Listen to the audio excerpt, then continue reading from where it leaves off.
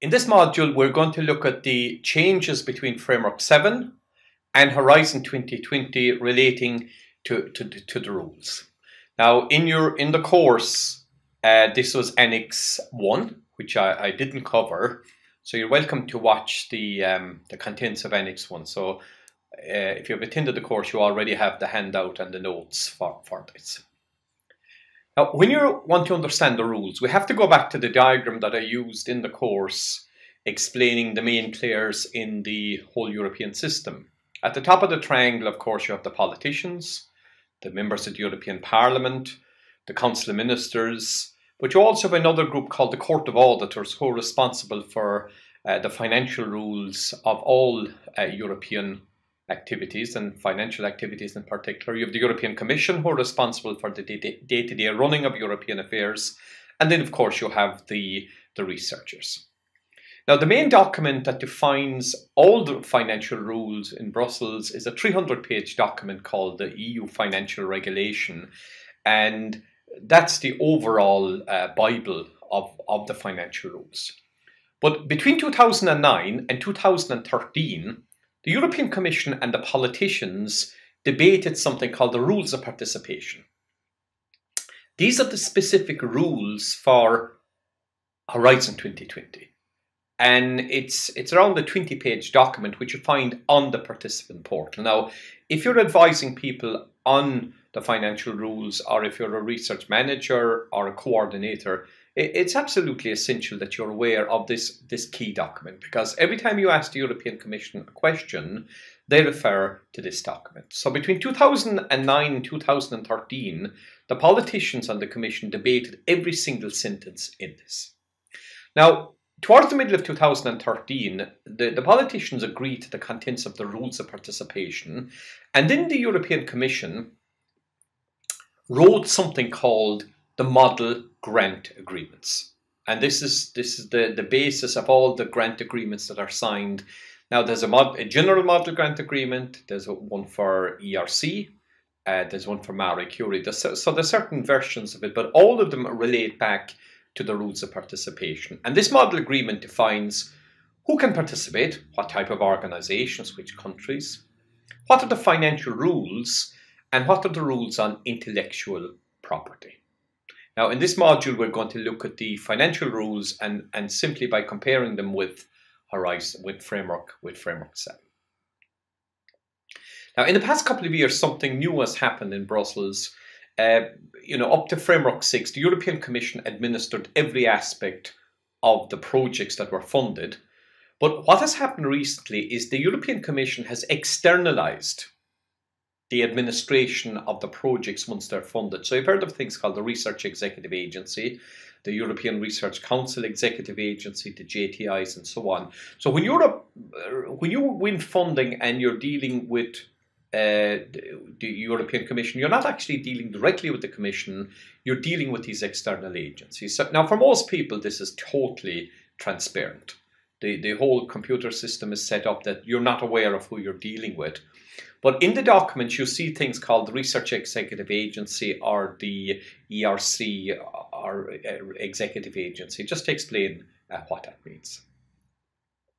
So what I'm going to do here is I'm going to look at Framework 7 rules and the changes that have occurred in Horizon 2020. Now, the biggest change has been the way that overheads are calculated. In Framework 7, we had different rates, flat rates, the actual rates. But in Horizon 2020, it's very, very simple. Everybody has a flat rate of 25%.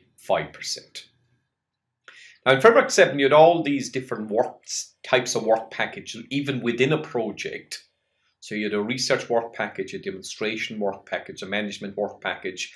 And all of these now, had a different rate, but now there's only two rates, and it's per project. So you have either a research project, which is funded at 100%, or an innovation project, which is funded at 70%. Now, you notice in the notes that I have a little star on the 70%, that for public bodies, non-profit organizations, even for the innovation part, it's funded at 100%.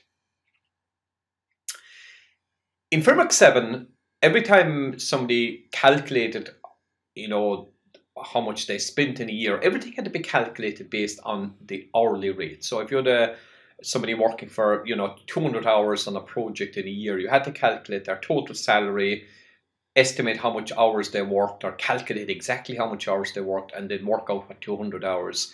Now in Horizon 2020, they've agreed a rate. You can have say, look, okay, we'll accept the rate. Now the number I'm using here is 1720. That has to be double checked because it varies. And but there's also, you can say, we won't use this number, we'll use our own rate. Then you can negotiate a rate. So the whole idea of these three changes is to speed up the whole process of dealing with the claims when they arrive in Brussels. That was not allowed in Horizon 2020, in Framework 7, sorry. But in Horizon 2020, VAT that you cannot reclaim using your normal procedures can be reclaimed. So that's a big change for some organizations. Timesheets are not gone. Timesheets are only gone for people who work 100% on a project. So if somebody works 100% on a project, you have to submit a letter declaring that this person is working 100% on a project. Otherwise, you have to keep timesheets to show how your time is distributed between the different projects that you work on. The evaluation criteria that look similar, only that science is now called excellence and impact was B3. In Framework 7, it's now B2. So, but generally the evaluation criteria are the same for the applied type of research. In Framework 7, in the cooperation program, there was a target that 15% of the money would be spent on small and medium-sized enterprises. In reality, they achieved the target of over 16%. So what they've done in Horizon 2020, they've now set a target of 20% of Pillar 2 and 3. Now this 20% is made up of 7% of the money through the SME instrument and the other 13% through normal collaborative projects. In Framework 7, they experimented with the concept of open access, and now this is becoming standardized in Horizon 2020. So any publicly funded research that the published papers and so on will be made available to the public through open access. BRIC countries, Brazil, Russia, India, China, in Framework 7, they were able to receive funding, European funding, but in Horizon 2020, they have to pay for their own participation. So they can participate, but the funding comes from their own countries. In Framework 7, the joint technology initiatives had the freedom to set their own rules, and it was very complex for organizations dealing with the JTIs, and even each JTI had their own rules. But in Horizon 2020, they have to adopt the general rules of Horizon 2020. Now you have to be careful. They have an option of introducing specific rules, so you have to double check. Has the JTI got extra rules compared to Horizon 2020? But the basic rules of the JTIs will be the rules of Horizon 2020. Interest and pre-financing, this had to be recorded at the beginning of Framework 7. Towards the end of Framework 7, they got rid of it. So now in Horizon 2020, you do not have to record the interest on the pre-financing payments. Now this is quite important. Up to Framework 7, if an organization had, say, 100 projects in Framework 7, and if 3 of the projects were audited, and if they found a common error, or what they call a systemic error in those 3 projects, that error was applied to the other 97 projects. So in some programs, organizations had to do major recalculations of all their projects. They took the 3 projects and they extrapolated the error to all the projects. Now in Horizon 2020, they're not going to do it like that. They're going to introduce a more sophisticated method of calculating the errors. So that there has been changes in that. The exact details I don't have listed here. In Framework 7, every time you received a payment of €375,000 per partner, you had to get an external auditor to certify the figure. So if you received 800,000, then you would need 2 certs In Horizon 2020, this is limited to 325,000 and only one certificate is needed at the end of the project. So that should reduce a lot of use of external auditors. The role of the audit was defined as fraud, risk and training. However, in Horizon 2020, they're simply saying it's to detect fraud and risk. So the auditing is done by the Court of Auditors, but also by an organisation called OLAF, which is the fraud unit of the European institutions now. And so in other words, when the Commission talks about simplification, they're not talking about carelessness. You still have to accurately record and justify the funding that you get from the programme. In Framework 7, the grant agreement was made up of about 5 or 6 different documents. In Horizon 2020, it's one document, not much of a change here. The audit period, up to 5 years after the end of the project. But if you read the rules of participation in Horizon 2020, it says it's up to 2 years after the final payment. So if you have a payment that comes 4 years after the end of the project, that means the audit period could actually be 6 years, just a small detail. The guarantee fund was introduced in Framework 7 to make it easy for companies to participate in Horizon 20 in the framework program. So without this, companies were liable for each other's errors. So if one company went bust and they'd received €200,000 in Framework 7, the other companies were then responsible for that money. So what they did is they set up a guarantee fund. So if something happened, one partner, the other partners were not liable.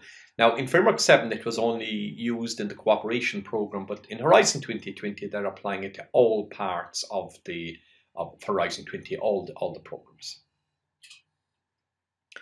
The consortium agreement, there's no standard consortium agreement, but then a group of experts in Europe set up a group called DESCA, which is being used as a kind of a standard consortium agreement, which is a non-European standard, but it's an accepted format. And for Horizon 2020, they've updated this, and they're now calling it DESCA 2020. During up to Framework 7, if you're a country where the salaries of the professors was very low, what some universities or research centres did is that if somebody won a European project, they got an extra contract. So that their main contract, say, for teaching, and then they got an extra contract, and it generated a lot of paperwork. So, and during auditing, all these contracts had to be verified. So what they've introduced now in Horizon 2020 is an option for an organisation to give people working on projects an extra, let's say, €8,000 per year, which is acceptable. And it's to get away from all this auditing and checking of these extra contracts. And so it hasn't been, I haven't seen it used yet, but you'll see it in the rules of participation. But that's the background to it. But I haven't seen anybody using it as yet. So that's it. And in the next module, I'm going to look at which countries can participate and what the rules are about who can receive funding and not. So I hope you join me in that module also. So thank you very much for listening, and I look forward to seeing you. Bye for now.